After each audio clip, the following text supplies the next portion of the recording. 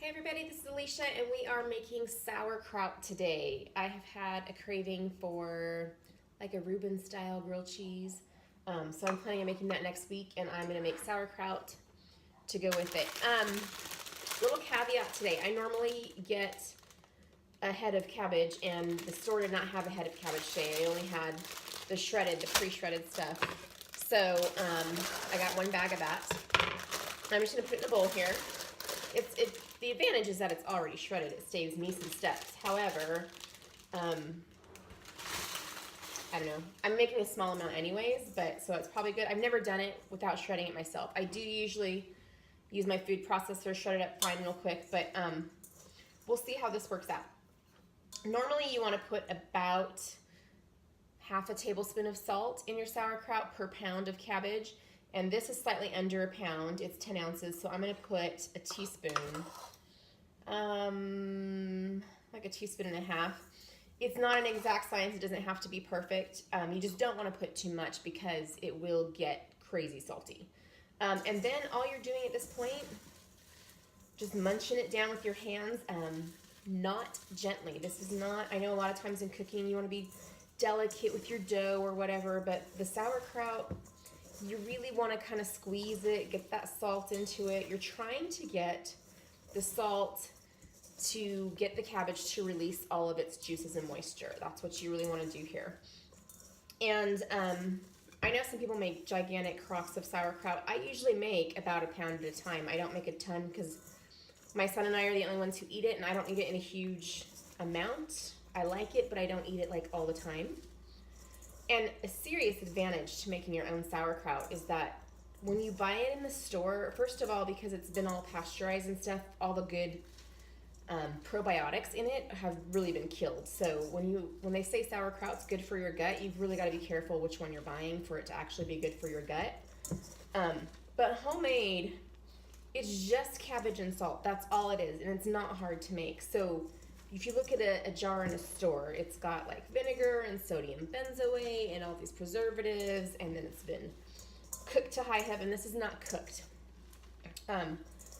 It's raw cabbage and salt. That's all that's in it, and it takes minutes to make. I'm already almost done with this. So, do you see the liquid dripping off of there?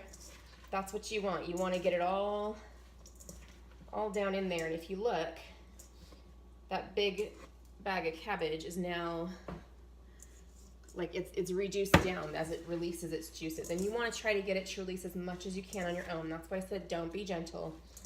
Go ahead. I'm reaching in and squeezing is what I'm doing. Squeezing it up against the side of the bowl, squeezing it in my hands, just squeezing.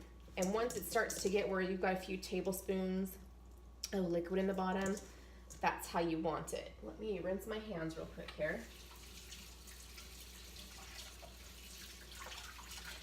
Sticking to me. Pardon the mess. I'm doing a lot of food prepping today. Okay, so then I'm just going to take my jar. And here's another disadvantage of not buying the head of cabbage is normally I use a leaf. I keep one leaf out unshredded to use on top to kind of seal in the cabbage, and I don't have that this time. So I'm just going to use some saran wrap to press it down in there. I'm just pouring my everything, the liquid and everything, because that liquid is technically the brine that makes it safe to eat. And obviously where a lot of the flavor comes from. So my sauerkraut jar, I want this pushed down in there. Get a wooden spoon here. You really want to pack it down. You could do this if you have containers that are the same, like 2 yogurt containers. You could put one on top of the other and smush it down. I like to use a clear container because I want to see if the cabbage is under the brine as time goes by, because that's kind of important.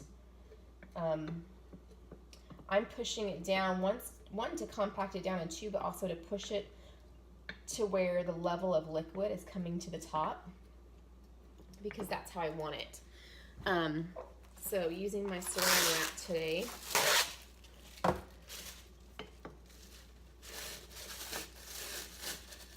I'm going to see how even I can get it down in there. in all the corners. And you could weigh it down. You could put beans on top. Anything to keep it down in there. You can, if you see that it's starting to rise above, like cabbage is starting to come above the level of liquid, just push it down. Push it down. Okay, so all I'm going to do at this point is it's done. I'm sitting it in my counter, room temperature. Don't know if you want to see this closer up. Room temperature. I'm going to let it sit there for, you want to start checking it at about 3-ish days. I like mine about the 4-day mark. What you want to do starting around day 3 is just take a little taste test.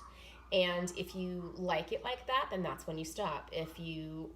Some people like to let theirs go a week or 2. They like a really strong flavor. I'm a day 4 or 5 person. So you just start testing it 1 bite every day until it gets to where you're like, that's perfect. That's sauerkraut right there. And then you put a lid on it and put it in the fridge. Once you stick it in the fridge, it will stay at that level of whatever you have fermented to until you've used it up. We eat it too fast to say that I've had mine in the fridge for a long time, but I've had it for a month before, and it's been fine at the end. So around day 3, start taste testing. Like I said, I'm a day 4 or 5, and then just stick it in the fridge, and that's all you do. Check it every now and then. An advantage of putting it right here in the kitchen where I am all the time is that I can constantly just glance at it with my eyes and make sure that it's still staying down underneath the level of water that has been released. And that's it. That's sauerkraut. That's easy. Just shred your cabbage, add some salt, massage it till it starts releasing liquid, and stick it in a jar or crock under the level of liquid you've made. Let it ferment until you're ready to eat it. That's pretty much all there is to it. It's so simple, so much cheaper than store-bought, and it's better for you because it's made from fresh cabbage and it has those probiotics in it that everybody wants you to have. So there you go, homemade sauerkraut. If you try it, let me know how it turns out.